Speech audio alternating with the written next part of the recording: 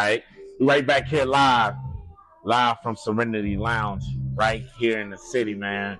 I got another special guest in the building, man. It's one of my personal favorites, man. He come from the same place I come from, the same soil I came from, he breathed the same air I breathed at one point in time. Y'all show some love one time for Jaye. Hey, what up, brother? So, brother, how you doing? I'm good, man. Man, good to have you, man. Good to have you here, man.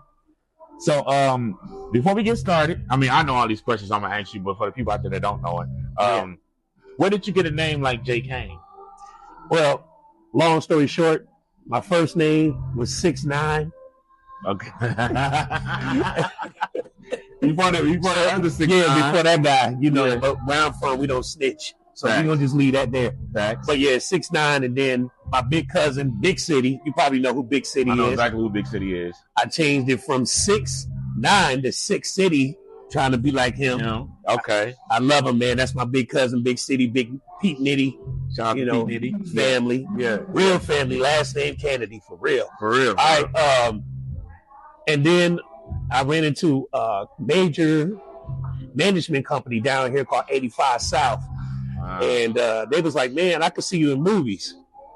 And I was like, movies? I was like, yeah. And I'm like, okay, movies. All right, bet. They was like, but you want to go with that name, 6 City?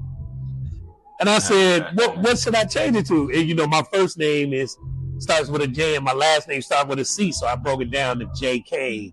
And that's where I got the name from back in 2008. Yeah. I switched it up. But when I switched my name to Jaye, nobody came to my shows because they didn't know who I was. So I had to put 6 City Jaye on the flyers for people to start coming back out to the show. So yeah, I got Jaye by 85 South. They told me to think of a different name that I could put on movies.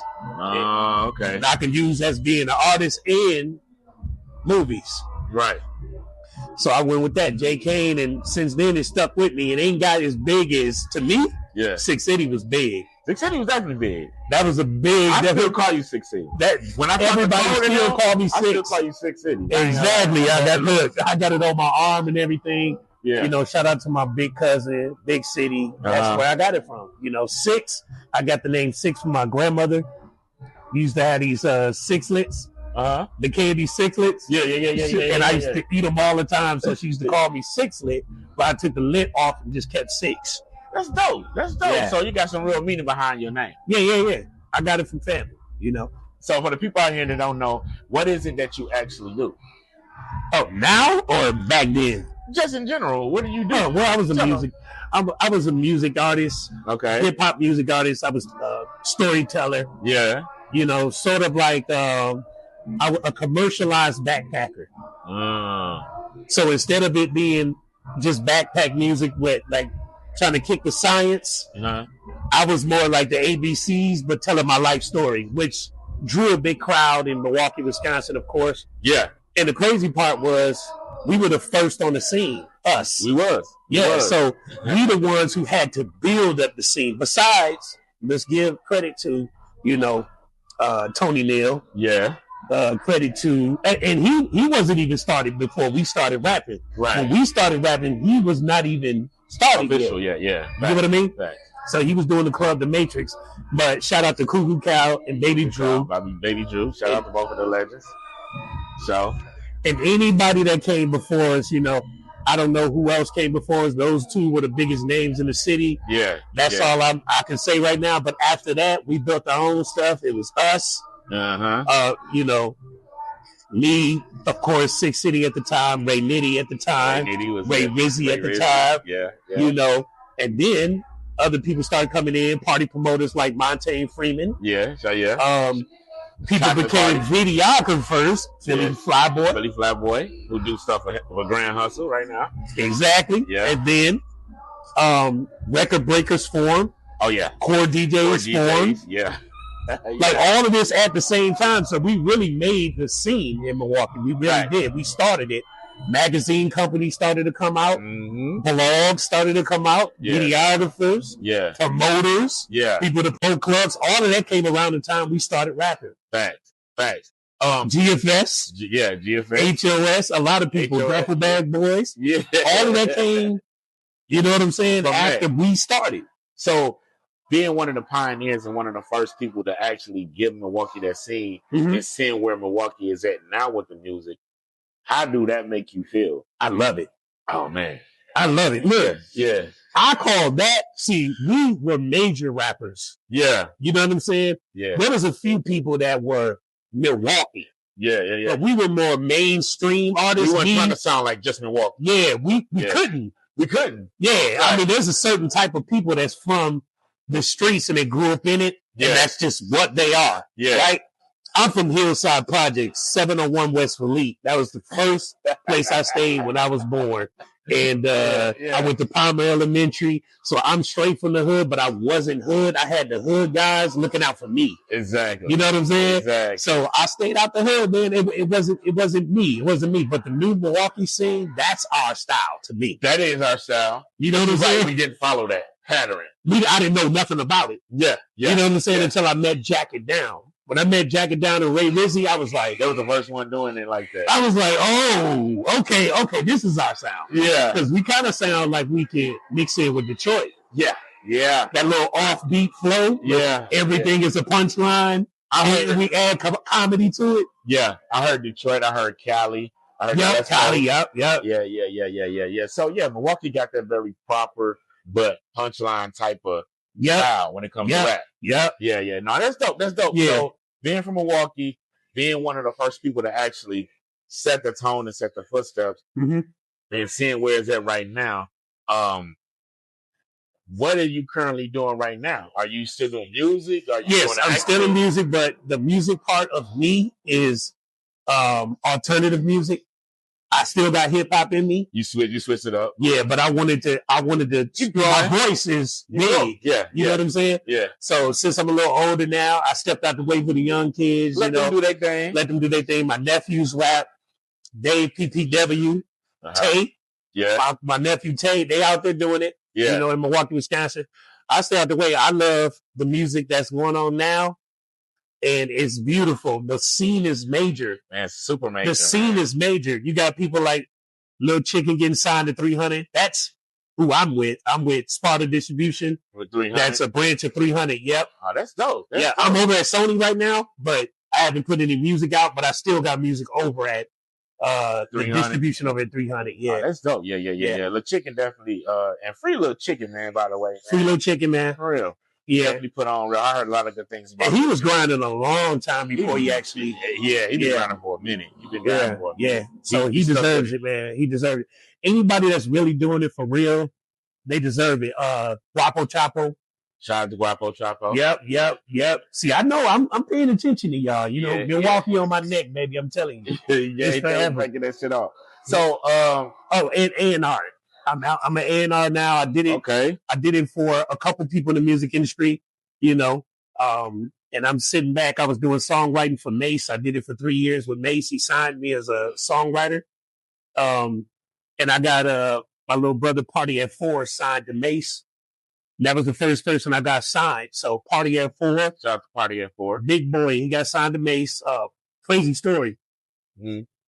I just met Mace, right? I'm walking in the studio. Mace knew my name already. It was crazy. Yeah. I guess my homie Travis Cherry, he shouted me out before I got there. Mm-hmm. But I used to listen to him as a kid in the Meadows. You know what the Meadows is?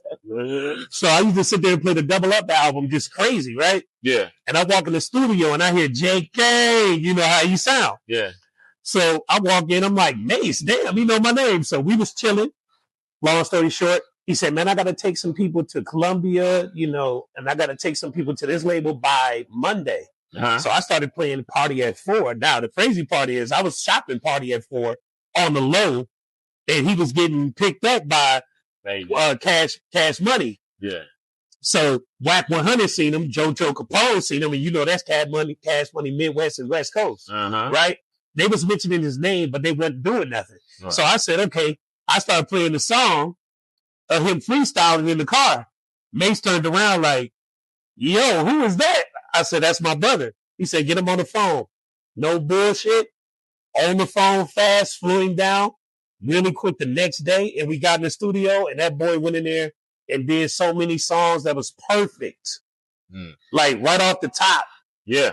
and did it. Wrote verses back to back. Mace was making him write, and he was doing it just like this. No issue. Real Milwaukee nigga. Real Milwaukee nigga. Shout out to my brother Party at 4. Shout out to Party at 4, man. Yeah. For real. That's crazy. That's a dope story. So, you currently in the A&R position, shopping different artists around the city. Yep. Doing your thing with the music still, and still doing your thing as an actor. Yep. What do you have out now that fans can go and shop, download, stream, watch, and fuck with you? All right. So I got On the Radio. Okay. That's almost at 12 million streams. I got the plaques to show it. If you don't believe me, I'll run home right now and go get it. He sent it. He sent it to me. He really do got it. I got that. I got 3 million streams on. How did you do that though? My fan base. So what I did is, I come from the community era. Yeah. Like when we were coming up in Milwaukee, you had to have fans to fill a club up, right? Yeah, you did. So we had to bring people there that knew our songs ourselves. So I took that to MySpace. At MySpace, I was getting 300,000 streams a day. It's crazy.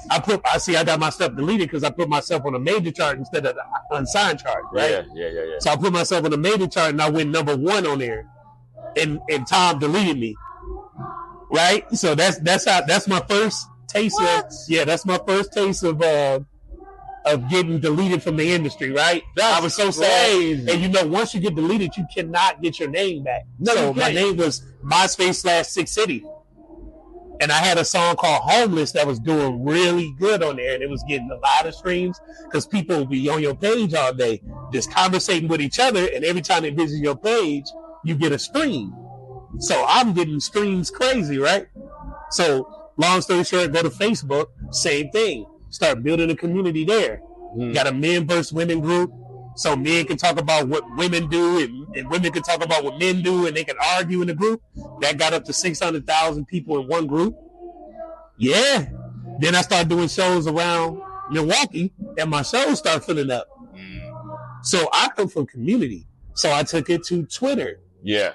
So Twitter, I got a big family. I'm at 700,000 followers on Twitter.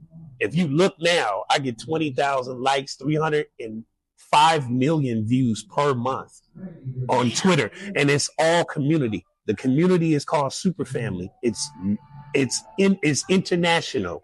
It's all over the world. If you look it up, the hashtag, you look my name up, you'll see it. Right up. I'm on a lot of blogs. That's how I was built, man. Community. People that I talk to every day. I talk to them. I know what their cat name is, dog name is, their grandchild name is. I know them, and they know me. They know my story. No, that's that's how you build it. You build it with community, and when a song comes out, you just collect the data from FFM.2, right? And everybody who signs up to your Spotify and all that, you get their email. So you just keep on pressing out to them. Just pushing it to them. That's smart, bro. That's smart.